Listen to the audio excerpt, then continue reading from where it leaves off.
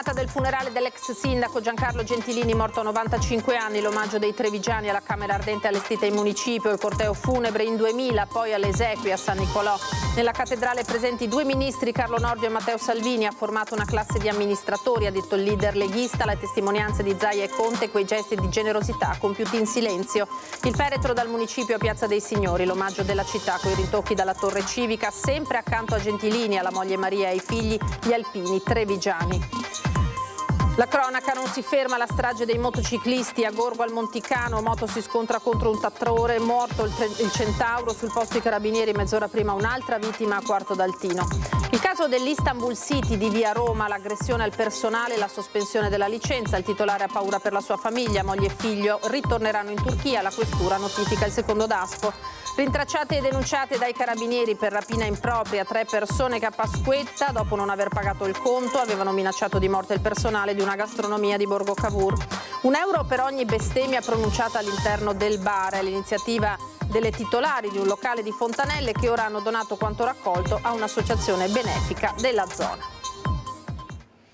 Buonasera, bentrovati, eccoci di nuovo in diretta dopo questa lunga giornata caratterizzata dal il lungo addio allo sceriffo Giancarlo Gentilini. Siamo stati in diretta fino a poco fa, nel corso del nostro telegiornale ripercorreremo le tappe più significative di questa giornata iniziata questa mattina con la Camera Ardente. Tra poco ci collegheremo anche in diretta con il nostro Lucio Zanato dal Consiglio Comunale. Allora regia, vediamo se è collegato il nostro Lucio Zanato dal Consiglio Comunale di Treviso.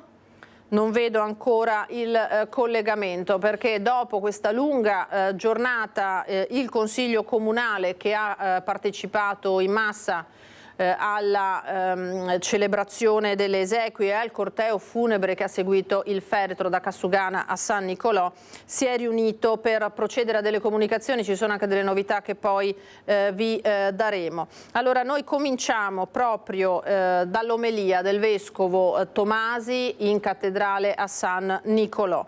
Ha ricordato il grande cordoglio suscitato dalla morte di Giancarlo Gentilini, caratterizzata questa figura da una passione forte per la città e da un rapporto viscerale con i cittadini.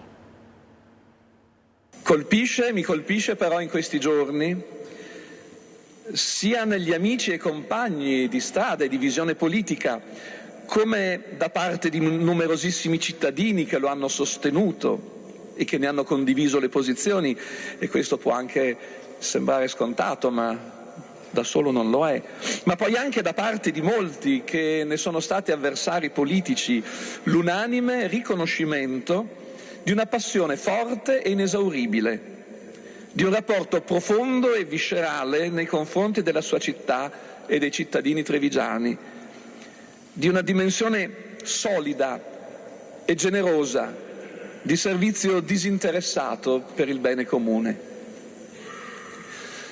In momenti di crisi profonda per la legittimazione del potere politico in Italia, egli ha saputo interpretare il ruolo dell'amministratore locale in modo nuovo, vicino ai cittadini e alle loro esigenze.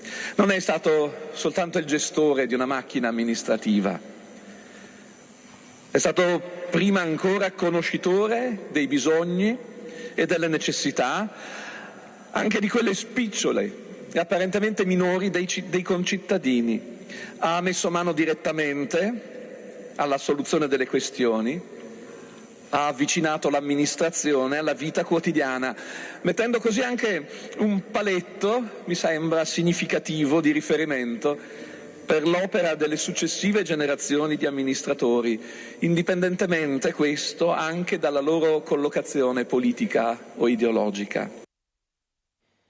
E particolarmente toccante è stato il messaggio letto al termine delle esequie dall'amico di sempre di Giancarlo Gentilini, Giuseppe Basso.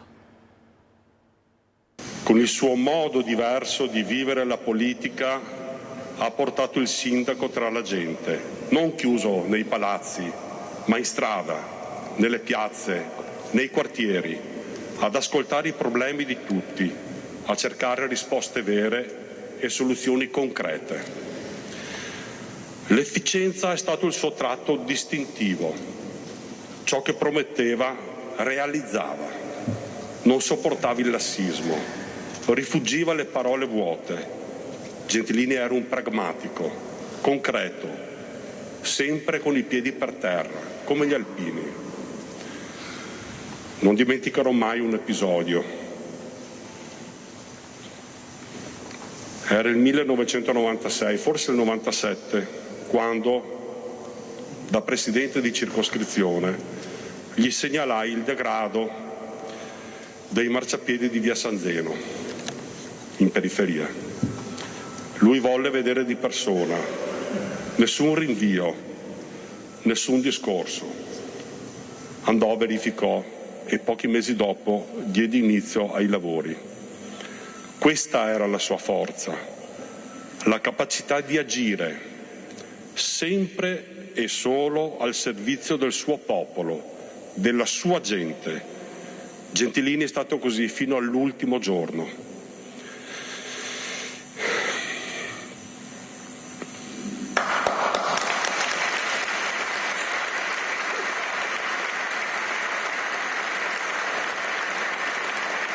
Ho avuto il privilegio di incontrarlo in ospedale giovedì scorso. Nonostante la fatica, la sua mente era lucidissima. Parlammo per più di un'ora. Abbiamo anche scherzato in alcuni momenti assieme e prima di congedarmi, con la sua solita determinazione, mi disse: Beppi, vai in comune dagli uscieri e fatti dare il pacco di carte che dovevo ritirare io. Vi sono delle mie segnalazioni che devono arrivare a tutti voi, al sindaco, e lo farò. Ci sono problemi da risolvere. Anche lì, su quel letto di ospedale, pensava alla sua città, ai suoi cittadini e al suo popolo. Per noi Gentilini sarà sempre una guida, un esempio da onorare e da seguire. E chiudo con una citazione che a lui era cara. Chi ha vissuto per il suo popolo continuerà a vivere nel suo ricordo.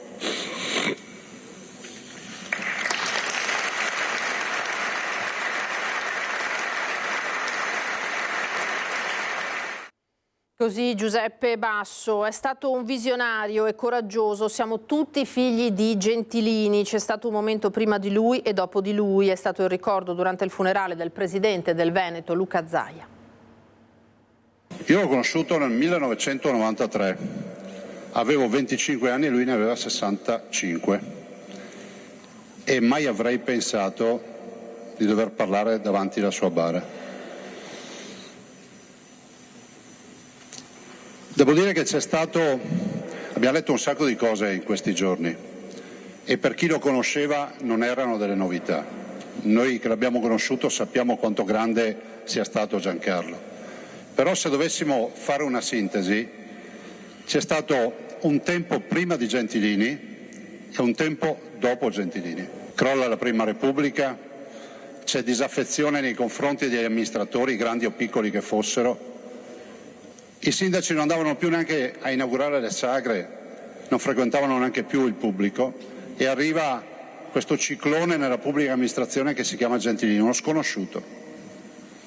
Lui va in strada da subito, parla con i cittadini, incontra i cittadini e fa quello che nessuno ha mai avuto il coraggio di fare, far diventare attore protagonista il cittadino nella pubblica amministrazione. Quante volte l'abbiamo sentito urlare Banderali, il suo affido capo di gabinetto, il quale seguiva ogni sua indicazione. Quante volte l'abbiamo sentito urlare. Ma lui ha indicato la via, ha dato modo a tutti noi di avere una nuova formazione. Gentilini è stato un coraggioso, diciamolo fino in fondo. Gentilini è stato un coraggioso e visionario, forse anche a volte alimentato dalla follia di fare delle scelte controcorrente, ma che alla fine la storia ha giudicato come positive. Come lo penso adesso?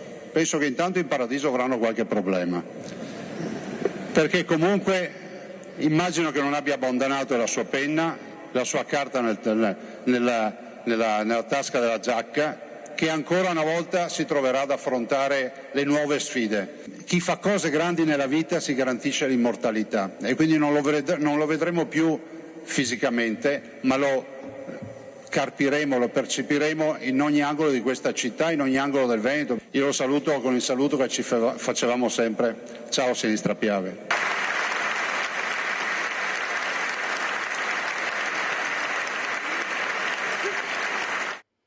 Il sindaco Gentilini parlava di cittadini prima che di città. È una parte del discorso del sindaco, del primo cittadino di Treviso, Mario Conte, che ha descritto Gentilini come un buon padre di famiglia, raccontando alcuni aneddoti sulla sua generosità.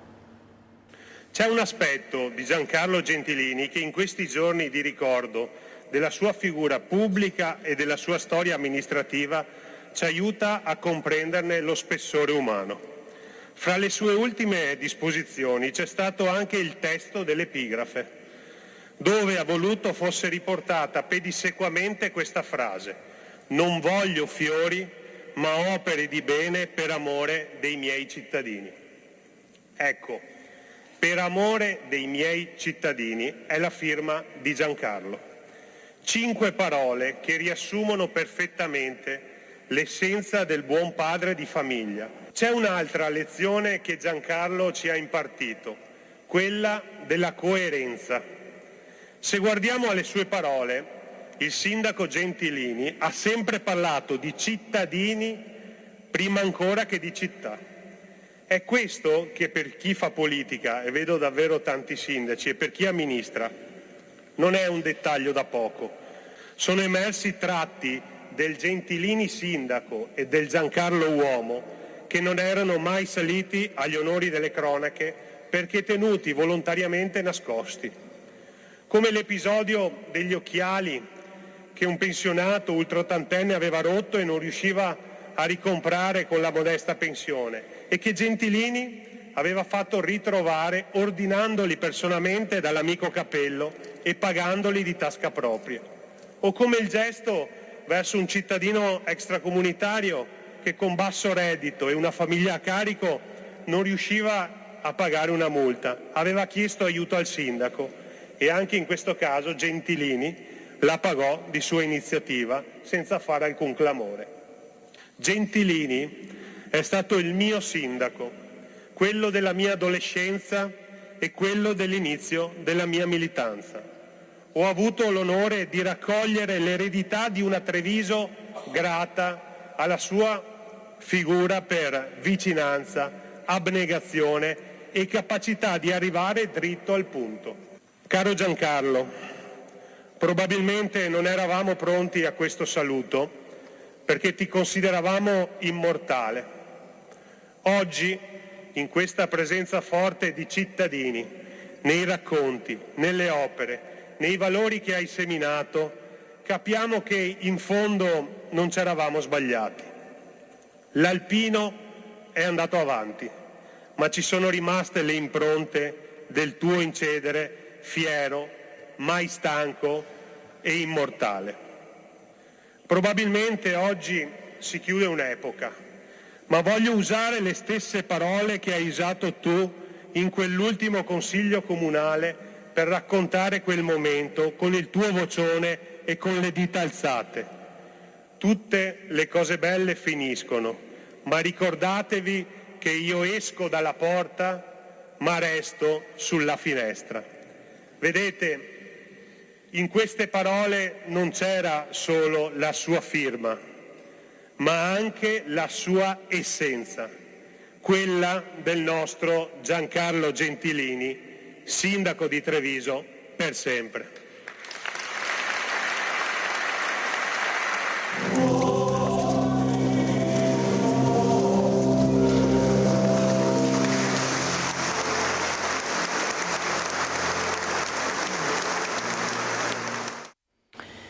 Alle esequie anche il segretario federale della Lega Matteo Salvini, che era presente in chiesa insieme a un altro ministro, Carlo Nordio. Gentilini ha formato una classe di amministratori, tantissimi stanno seguendo le sue orme, ha detto proprio prima di entrare in cattedrale.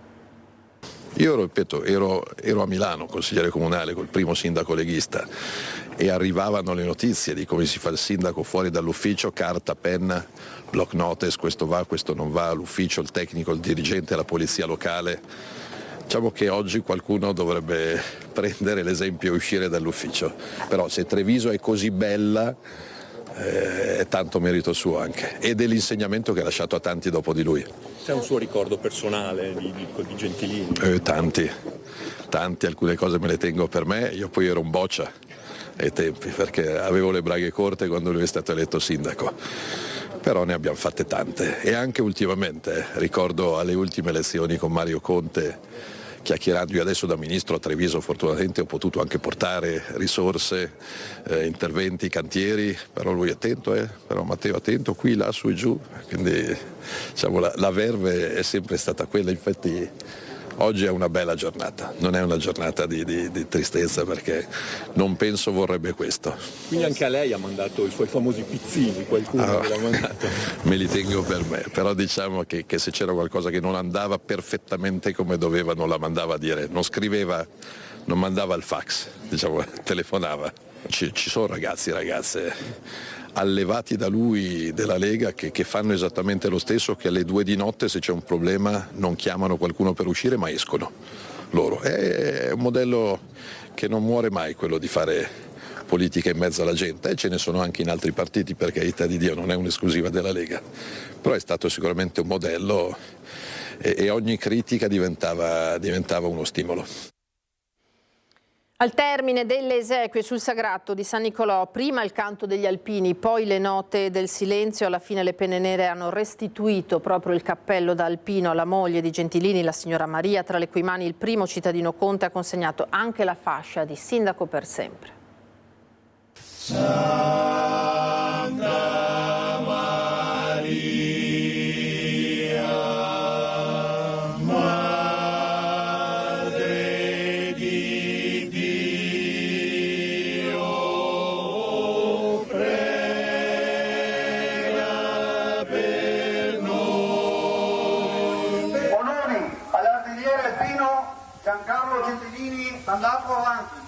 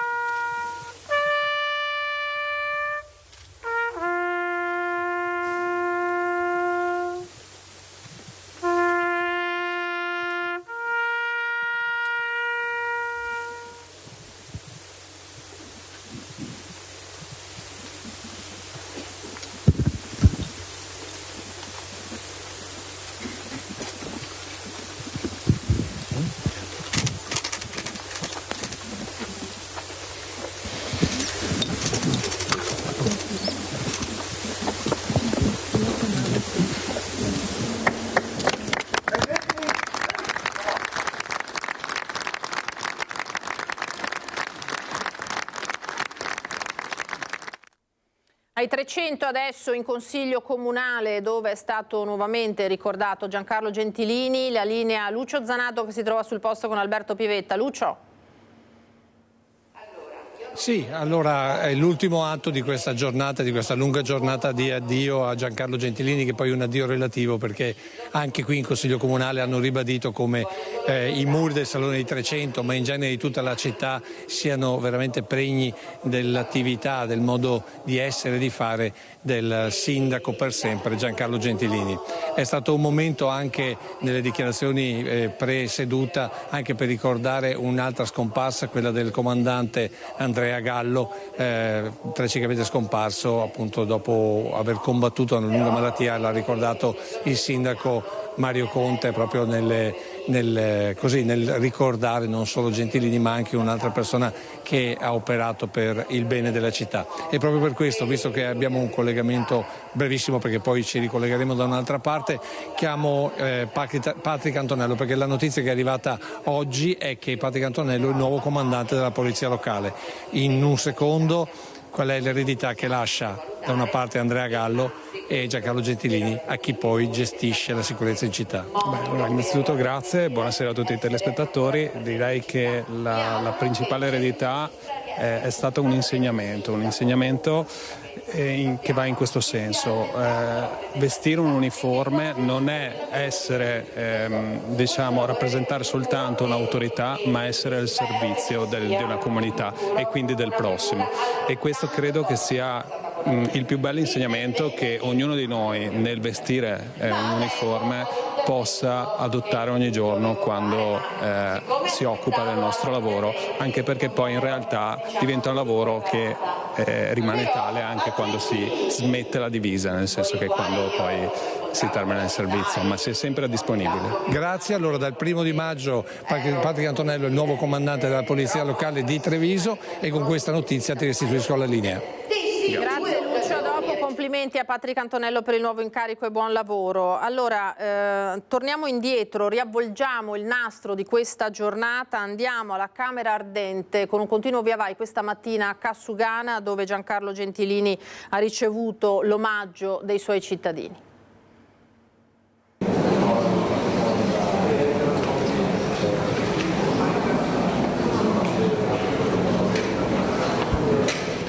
Essere qui perché? Doveroso per Giancarlo Gentilini, il miglior sindaco che abbiamo mai avuto. Un ricordo di Gentilini. È stato un grande, io l'ho conosciuto perché ho fatto delle cene anche con lui, è una persona squisita. Ne parla ancora al presente? Sì, perché per me è sempre il mio sindaco e resterà sempre. Grandissimo uomo. Io poi che sono stato a contatto con lui per 40 anni che sono stato qui nell'Arma, quindi era un dovere. Parte un pezzo di noi, questo è un pezzo di storia della nostra Treviso, per chi la ama e l'ha amata tanto, credo sia veramente un monumento che sparisce. Lui è un monumento della nostra Treviso, un campione vero come lo chiamavo io.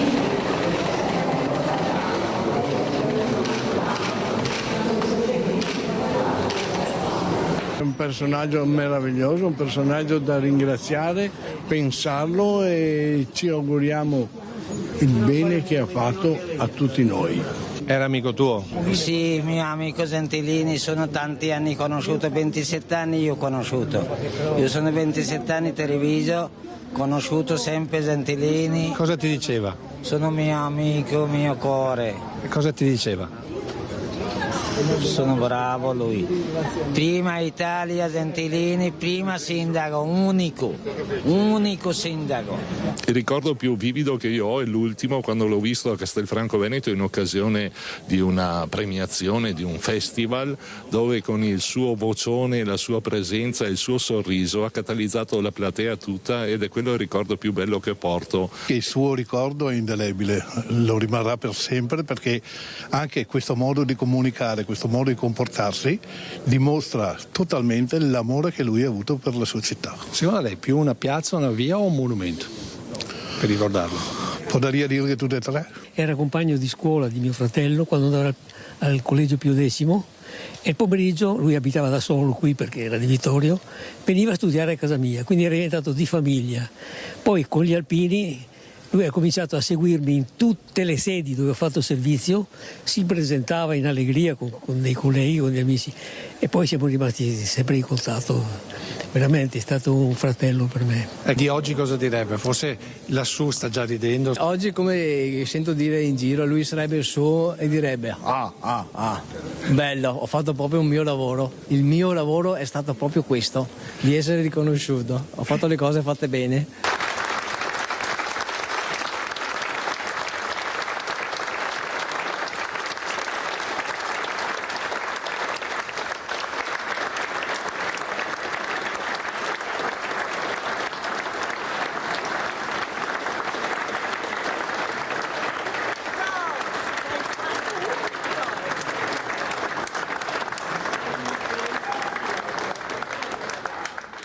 E prima dell'uscita del feretro c'è stato un altro momento emozionante. Si sono tutti fermati in Camera Ardente qua per ascoltare la poesia che Maurizio Meneguz, che poi è colui che prepara i testi per il processo a Vecia di Ponte Dante, ha dedicato proprio a Giancarlo Gentilini. Su sto simposio dei Paiati Fini ho l'occasione di parlare di un ospite particolare, è Serifo Gentilini, sindaco lui è stato di Treviso e sotto il suo mandato, tra un'imprecazione e un sorriso, l'ha rigirata come un calzetto. Mai egli era sarà in ufficio, ma pare strade, ascoltare la gente o a guardare i lavori che aveva in mente. Ascoltar, guardar e femmine basar. Il classico sindaco Piesarotto, e con tutti qua un cicchetto di a un goto. Ma sotto la sua legislatura la città era più bella, più sicura. Io chiamava Gentilini sindaco dei tombini. Dai bolscevichi si sta criticando quando che a panchina il gacavà. E col voleva vestir dalle proti i Lazaroni, il gariscia de essa picappa i oni. Adesso il tempo si passa e tra critiche e odio altri si montai sul podio, ma io sarà sempre ben suo, anzi è il meglio sindaco che Treviso abbia vuo. Treviso che gli ha reso omaggio in un altro dei momenti che vi abbiamo mostrato in diretta più emozionanti di questa giornata, con 5 minuti di rintocchi del campanone della Torre Civica con il feretro fermo in Piazza dei Signori.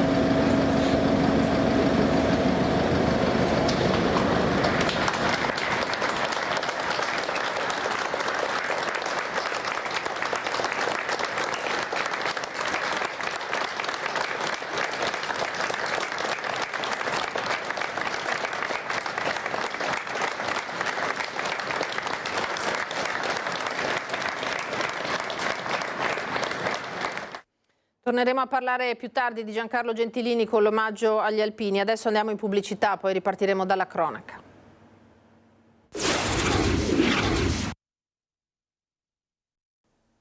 Di nuovo in diretta, ripartiamo dalla cronaca perché non si ferma la strage dei motociclisti nella Marca trevigiana. C'è stato un altro incidente mortale nel pomeriggio, 16:30 via Roma a Gorgo al Monticano. A perdere la vita è stato un ragazzo di appena 27 anni del posto, mentre percorreva la strada a bordo della sua in sella, la sua Yamaha in direzione Navolè.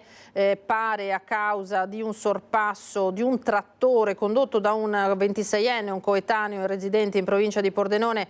Non si è accorto che quest'ultimo stava svoltando a sinistra, inevitabile e violento l'impatto col giovane motociclista che purtroppo è morto sul colpo, sul posto i carabinieri.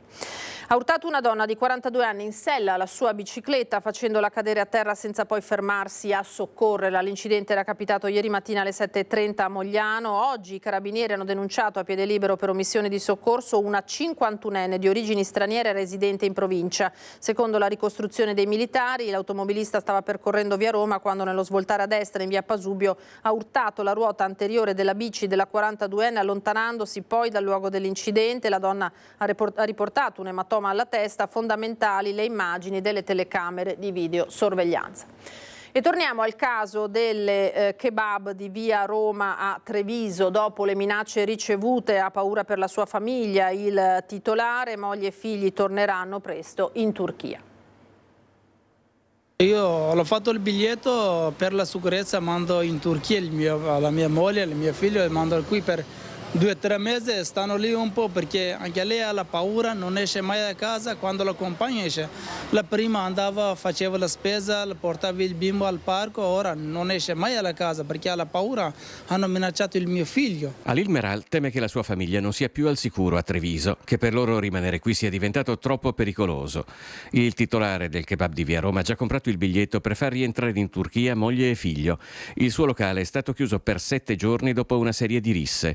2 marocchini hanno ricevuto un divieto d'accesso alle aree urbane emesso dal questore di Treviso. Stamattina sono andato di nuovo per le denunciare, per dire questa cosa: guarda, avete dato allontanamento a questi 2, le arrivano stesso, non cambia niente. Devono, per la mia sicurezza, per la sicurezza del popolo, devono arrestare, devono fare qualcosa. E non finisce che una settimana che mi hanno fatto chiudere, non finisce qui questa la cosa. La temporanea sospensione d'attività del locale non è un provvedimento sanzionatorio, ma di tutela della sicurezza pubblica, ha chiarito la questura. Peraltro, in occasione dell'ultima rissa, anche da chi lavora nel locale la reazione sarebbe stata violenta. Solo quel momento che hanno dato il calcio al mio bimbo a me, quel momento mi sono difeso. Io da quel momento mi sono difeso, il resto non abbiamo fatto niente. Arrivano qui per lo provocare, per fare le scimmie, per mostrare i coltelli, fanno queste cose, mi le minacciano, la vanno via, scappano via. Quando le chiamo la polizia, le scappano via verso il centro. Il questore di Treviso, Alessandra Simone, ha voluto far chiarezza sulle motivazioni che hanno portato alla chiusura del kebab di via Roma, invitando ad avere fiducia nelle forze dell'ordine. Il clima di crescente tensione e violenza che ruotava attorno al locale ha imposto la chiusura provvisoria del kebab di via Roma. Non per punire il locale, continua a sottolineare la questura, ma per garantire la sicurezza di tutti, anche di chi lavora in quel locale che era diventato, scrive sempre la questura, un ritrovo di pregiudicati. L'ordine e la sicurezza pubblica sono prioritari e dovevano essere garantiti, ed era l'unica forma per poterli garantire, in quanto c'era una pericolosa degenerazione di questi episodi di conflittualità reciproca. Bisogna sempre fare riferimento alle forze dell'ordine, afferma il questore di Treviso Alessandra Simone. Polizia di Stato, Arma dei Carabinieri e Polizia Locale sono costantemente al lavoro per mantenere l'ordine e la sicurezza pubblica. La mia sollecitazione è di chiamare immediatamente le forze dell'ordine. Siamo pronti, la collaborazione con le altre forze di polizia è eccellente e noi arriveremo subito, piuttosto che tentare di risolvere la situazione con metodologie che poi implicano appunto una pericolosa degenerazione, pericolosa per la sicurezza di tutti i cittadini. E ora la denuncia per 3 persone, rapina impropria, l'accusa per non aver pagato il conto e aver minacciato di morte il personale di una gastronomia di Borgo Cavour. Per loro il conto del pranzo di Pasquetta è arrivato ora, sotto forma di una denuncia dei carabinieri di Treviso per rapina impropria in concorso. I fatti risalgono per l'appunto al 21 aprile, quando all'ora di pranzo 2 42enni e una 34enne, tutti con precedenti di polizia, sono entrati all'ora di pranzo alla gastronomia Le Papere di Borgo Cavour. Già dall'ingresso nel locale il terzetto non aveva suscitato nel personale la migliore impressione possibile, come racconta Elena, che era in servizio quel giorno e ha preferito non farsi riprendere. Noi eravamo un po' titubanti perché li avevamo visti alterati e sta di fatto che si sono alzati, sono scappati, e io ho preso al balzo la situazione, li ho inseguiti e raggiunti mi hanno minacciata di morte. Senta, di dove erano questi? Parlavano in italiano? Erano locali, parlavano in dialetto. Quindi erano veneti? Veneti. Tra le testimonianze dei presenti e le telecamere di videosorveglianza attive nell'area non c'è comunque voluto molto prima che le forze dell'ordine attribuissero un nome e cognome ai 3 commensali della Pasquetta. Non hanno pagato probabilmente perché il comandante mi ha detto che sono dei senza tetto e mi hanno detto che se continuavo a inseguirli mi ammazzavano, tutto qua. Più tranquilla adesso che li hanno presi? Beh, oddio, sì, io sono sempre stata tranquilla, sono un po' spericolata e basta. Conferito questa mattina al medico legale Furlanetto l'incarico di eseguire l'autopsia su Adelia Bonaventura, l'anziana di 80 anni morta dopo un'infiltrazione lombare praticatale da un medico che ora è indagato. Domani l'esame autoptico. È stato conferito all'anatomopatologo Alberto Furlanetto l'incarico di eseguire l'autopsia sul corpo dell'80enne di Silea che secondo i familiari avrebbe attraversato una vera e propria odissea dopo un'iniezione a livello lombare per ridurre una sciatalgia fino alla morte avvenuta il 13 aprile. Dopo l'esposto presentato dai familiari, la procura ha disposto l'accertamento che verrà eseguito nelle prossime ore. Sul caso è stato dunque aperto un fascicolo d'inchiesta che vede indagato un medico reumatologo di 67 anni attualmente in pensione. Dopo l'iniezione al ritorno dall'ambulatorio il 23 gennaio del 2024, l'anziana aveva iniziato ad avvertire terribili dolori alla schiena, tanto che tra le grida della donna il figlio l'aveva portata subito al pronto soccorso. Il coma, 2 mesi di ricovero in terapia intensiva, la casa di riposo, infine la morte. Encefalite asettica, la causa della progressiva degenerazione. L'autopsia, durante la quale il dottor Furlanetto sarà affiancato da uno specialista, servirà per capire se ci sia stato un nesso tra l'infiltrazione lombare e la morte della donna.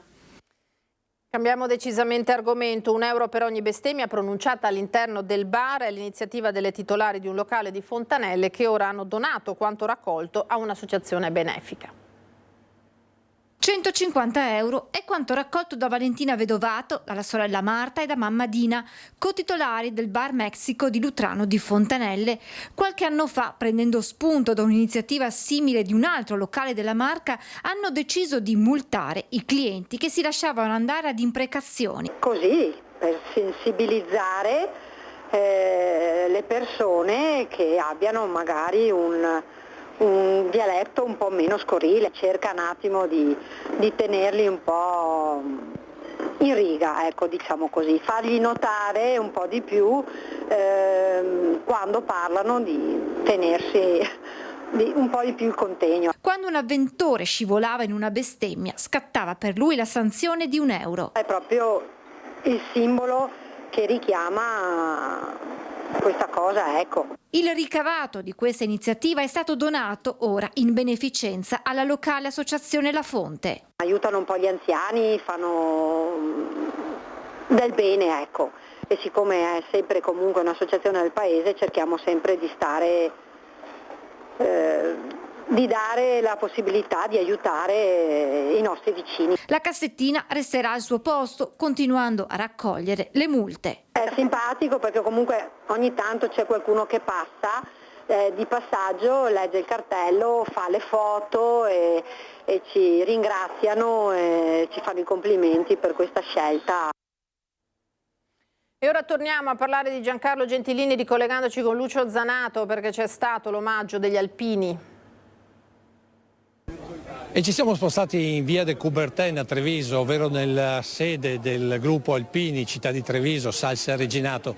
Perché sono qui? Perché Giancarlo Gentilini è riscritto a questo gruppo nella sezione di Treviso degli Alpini. E qui, come sempre, gli alpini, quando un alpino va avanti, l'ultimo saluto è quello con un brindisi insieme. E come vedete stanno ricordando gli alpini e sono con il presidente della sezione di Treviso, Franco Giacomini. Presidente, intanto si deve sempre ricordare così un alpino quando va avanti? Assolutamente sì, Giancarlo, l'artigliere alpino Giancarlo Gentilini era uno di noi e quindi lui sa bene come si festeggiano coloro che vanno avanti e quindi noi oggi, adesso, vogliamo fare altrettanto, quindi ricordare lui con un brindisi e simbolicamente tutta la sezione di Treviso ricorda Giancarlo in questo modo. Ecco, prima del brindisi qualche novità per Biella? Beh, noi Biella sappiamo che cerchiamo di portare un segnale della sua presenza anche a Biella. Vediamo se il direttivo nazionale ci concede la possibilità di portare in sfilata anche il suo cappello. È una cosa che comunque sarebbe del tutto eccezionale, ma l'eventuale deroga potrà darla solo il direttivo appunto nazionale. Quando è che lo sapremo?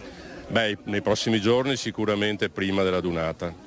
Beh, è possibile che poi, proprio quando sfilerà o la sezione o il gruppo di Treviso, il cappello sia davanti a tutti?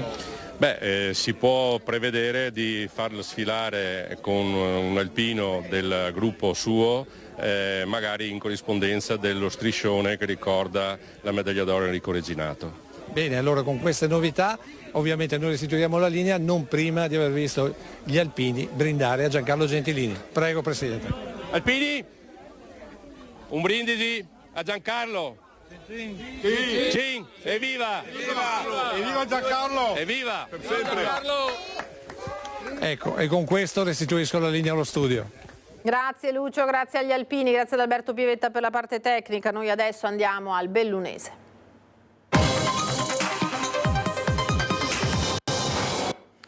Il futuro del Nevegal sarà ancora centrale nel Consiglio Comunale di domani e l'interrogazione arriva proprio dai gruppi di maggioranza, Patto per Belluno e Forza Italia. Le domande sul futuro del Nevegal sono state un mantra fino all'acquisizione delle quote della ex Nevegal 2021 da parte del consorzio bresciano Tolomeo.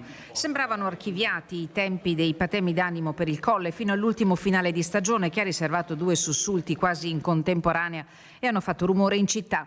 La diffida della provincia di Belluno alla società che avrebbe prelevato troppa acqua per l'innevamento artificiale delle piste, contrariamente a quanto consentito dal disciplinare di concessione, e la sentenza di apertura di liquidazione controllata del Tribunale di Brescia che ha concesso la procedura di sdebitazione per situazioni personali pregresse a Davis Biena, che di Nevegal 2021 è presidente.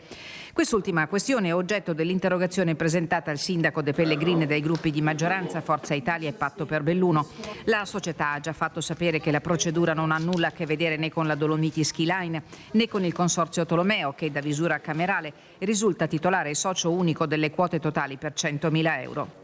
Resta da capire se giuridicamente, per la durata della liquidazione controllata, Biena potrà assolvere i propri poteri definiti nell'atto di nomina di presidente del CDA di Nevegal 2021 o se questi dovranno essere assunti dal vicepresidente Alessandro Pietroboni.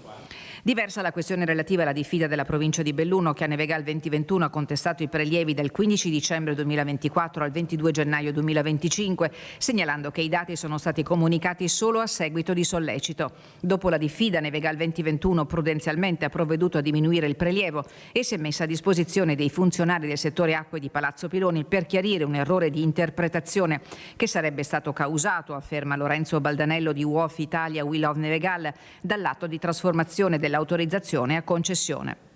Molto rumore per nulla? Si vedrà. Frattanto lo scorso marzo Nevegal 2021 è stata destinataria, se detto a sorpresa, del finanziamento di quasi 1.200.000 euro derivante dal bando del Ministero del Turismo dedicato alle stazioni sciistiche.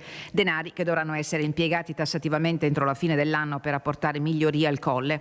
Insomma, tante novità e annunciati investimenti assieme al cambio di denominazione della società da Nevegal 2021 a Dolomiti Ski Line. L'annunciata pratica di variazione è stata protocollata al registro delle imprese lo scorso 28 aprile ed è tuttora aperta. È finito in carcere a Baldinic per un'ordinanza di aggravamento di misura cautelare per una rapina commessa a Milano. Parliamo di un 25enne italiano di origini brasiliane che è finito nelle maglie dei controlli disposti dal questore di Belluno. Gli agenti delle volanti l'hanno rintracciato a Ponte nelle Alpi durante un servizio di controllo degli avventori di esercizi pubblici che si è svolto nel weekend scorso. Durante la perquisizione gli agenti hanno rinvenuto e sequestrato alcune carte di pagamento risultate provento di furto. Soldi da spendere, meno strade da gestire e salvataggio del centro antiviolenza di Belluno. Questa è la sintesi del Consiglio provinciale di oggi. Dopo gli scontri passati tra maggioranza e opposizione, oggi invece Consiglio provinciale con tanti voti all'unanimità. Molti i punti in discussione, tra i quali il primo provvedimento di variazione al bilancio di previsione 2025-2027. L'avanzo di amministrazione che dal consuntivo abbiamo oggi approvato è di circa 16 milioni di euro, dei quali 7 in spese di investimenti utilizzabili e 1,5 milioni in spesa corrente. Sugli investimenti soprattutto abbiamo deciso di accantonare 2 milioni per le spese impreviste sul PNRR e su un intervento a Villaga di circa 2.600.000 euro. Sulle spese correnti abbiamo deciso di vincolare trovare 700.000 euro per l'Investiscuola, che rappresenta sicuramente circa la metà di quello che è l'avanzo libero che avevamo disponibile. Poi le strade, con 150 km avocati a sé dalla Regione e 48 che per semplificare la gestione passano dai comuni alla provincia. Per quanto riguarda le strade, anche questo era uno schema d'accordo importante che siamo andati a definire alla luce della riclassificazione delle strade da parte di ANAS, e anche un segnale di vicinanza ai comuni per i quali noi ci prenderemo in carico alcuni chilometri di strade. Questione infine poi anche politica, quello del centro antiviolenza, sul cui mantenimento si è creata una sintesi tra le mozioni quasi identiche di maggioranza e opposizione. Centro antiviolenza di Belluno al centro anche dell'attenzione della Regione Veneto attraverso la consigliera regionale Silvia Cestaro e la Presidente della Commissione Sanità Sonia Brescacin. Mi auguro che si possa adesso mettere nero su bianco quella che è un po' la previsione informale con la quale io ho interloquito con l'assessore Lanzarin, ovvero quella che il centro antiviolenza esistenti non debbano seguire la nuova normativa nazionale, ci possa essere una proroga che eviti l'H24, perché sarebbe deleterio e anche improponibile per un'associazione di volontari come Belluno Donna. È davvero tutto per questa sera, io vi ringrazio per essere stati con noi, tra poco le previsioni del tempo, a voi tutti una buona serata, arrivederci.